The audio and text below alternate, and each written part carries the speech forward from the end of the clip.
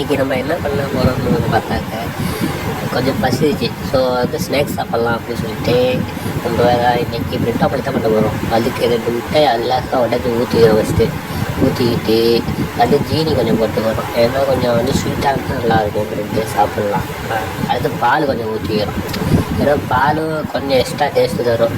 அதுக்காக நம்ம வந்து பால் ஊற்றிக்கிறோம். பால் ஊற்றிக்கிட்டு அடுத்து என்ன பண்ணால் நல்லா கலக்கிக்கிறோம்.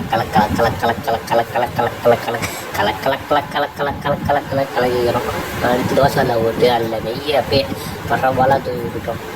அடுத்து அதில் நம்ம கலக்கி வச்ச முட்டையில் மெட்டை போட்டு இங்கிட்டு ஒரு பெல்ட்டு அங்கிட்டு ஒரு பெல்ட்டு அப்படி மாற்றி வந்து பரட்டிக்கிட்டே இருக்கிறோம். திரும்பி அழகாக எடுத்து தோசைக்கல்லில் போடுறோம்.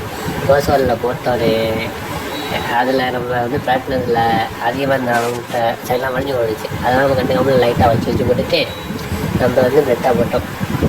திரும்பி அதுக்குள்ளே சரி இடம் இதே பார்த்துட்டு எந்தாவது முட்டையை நம்ம இது போடணுன்ட்டு அதையும் பிரெட்டை அப்படி மட்டும் பேட்டி போட்டுக்கிட்டு 2 முட்டை ஒரே தோசையில் போட்டோம்.